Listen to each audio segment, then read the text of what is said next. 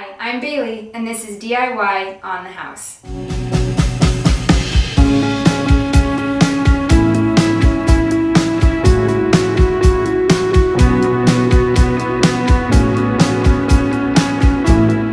Today I get to do a shiplap wall. I've been waiting for a very long time to do a shiplap wall, and today's the day. So, before we get started, let me tell you what supplies you're going to need. So for supplies, you are going to need the shiplap, of course. And so for the shiplap, I wanted something that was both aesthetically pleasing, but also that didn't break my bank.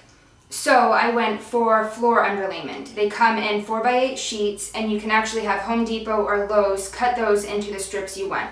I cut mine into 5 3/4 strips, so at the end of the video, you'll be able to see the wall and see if that is the width that you want for your strip.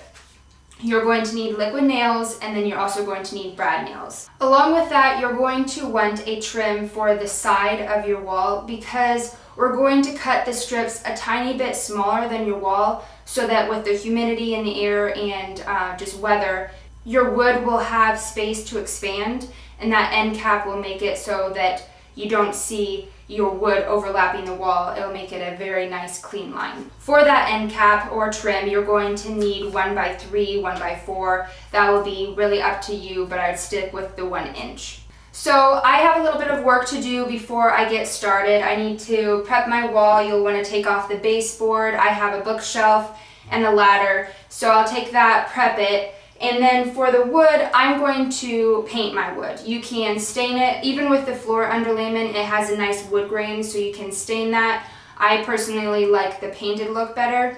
And it worked out perfectly because my dad has the spray gun out today, painting a different project, but with the same color paint. So it worked out very well in my favor. So I'm going to go do that, and then we will come back and install the shiplap. I'm just very excited for this project.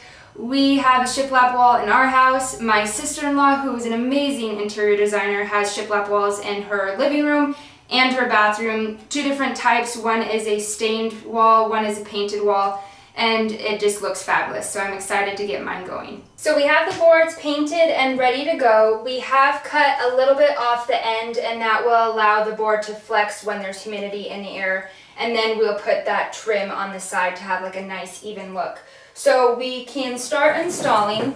What we will do is we'll put liquid nails along the board, and then we will use the nail gun and put brad nails to secure it even more. As you can see, we have the studs taped off, and so you're wanting to find those studs with your nail gun so that it has something to grab onto. We can go ahead and put on the liquid nails. So you're just going to do a nice bead along in a serpentine fashion. Go ahead and line it up to the wall. So I'm going to get it nice and even.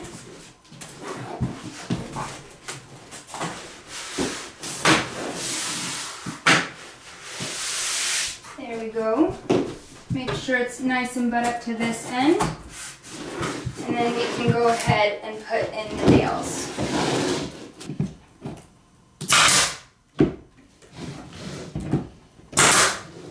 And we'll find the stud.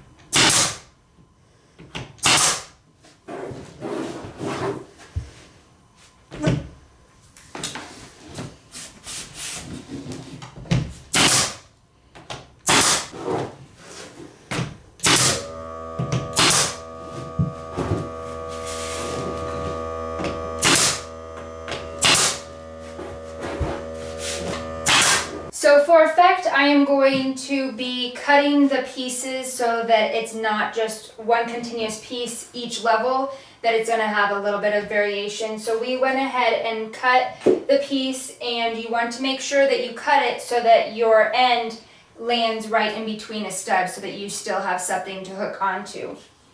We are going to do the same as this last one, do the liquid nails and then do the brad nails.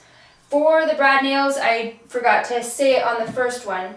When you have a stud, go in straight with your nail.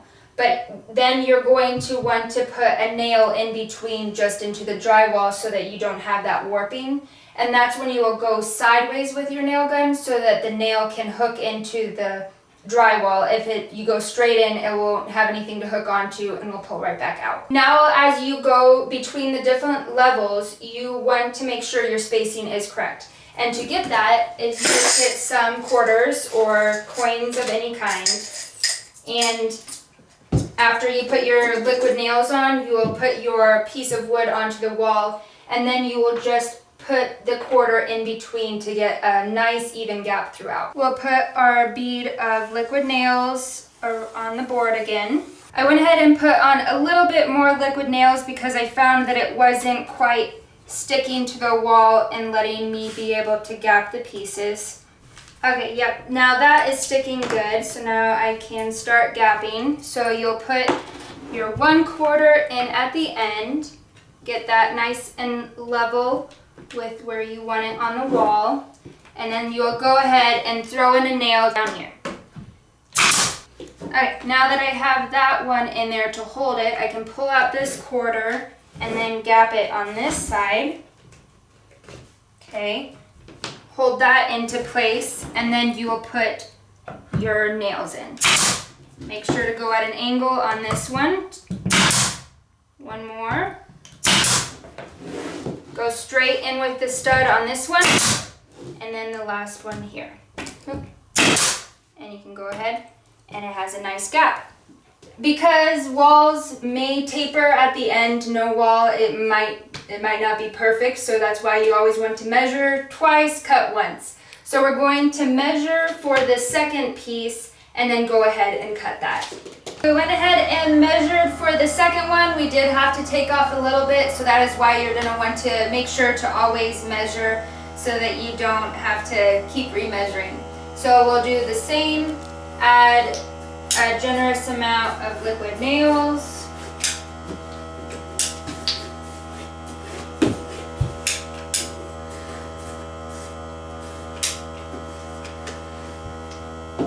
Go ahead and stick it on up.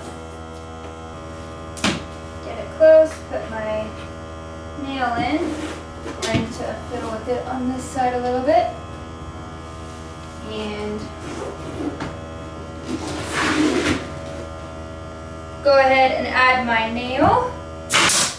As we've been looking through the pieces, we found that the cuts were not quite as even as we were hoping.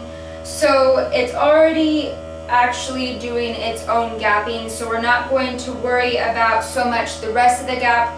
Just get that first gap even, so then it will taper into the rest of it.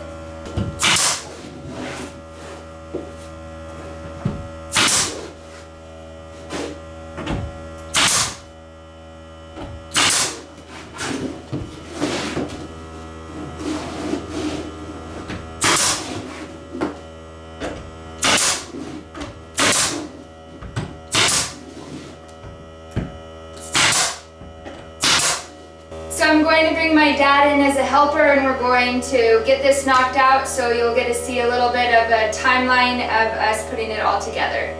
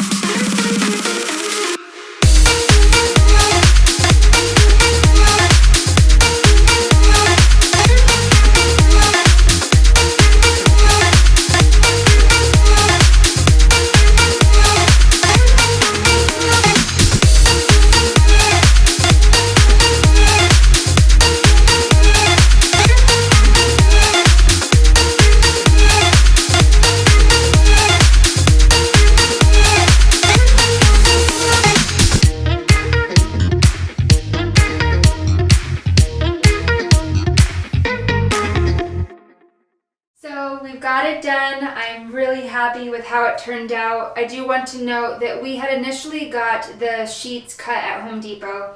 Nothing against Home Depot, but the measurements and the cuts were not consistent. So there was a little bit more gapping than I had wanted, but just for those gaps, get the same color paint as you have your boards painted, and then just get the paintbrush and paint in between those lines just to make sure that those lines don't jump out and say wow. I also got a paintbrush and put a little bit of paint on each of the nail holes just so those don't jump out at you as well. But I'm really happy with how it turned out. Thank you so much for watching DIY in the house. If you could give us a like, comment, and please subscribe. Thank you.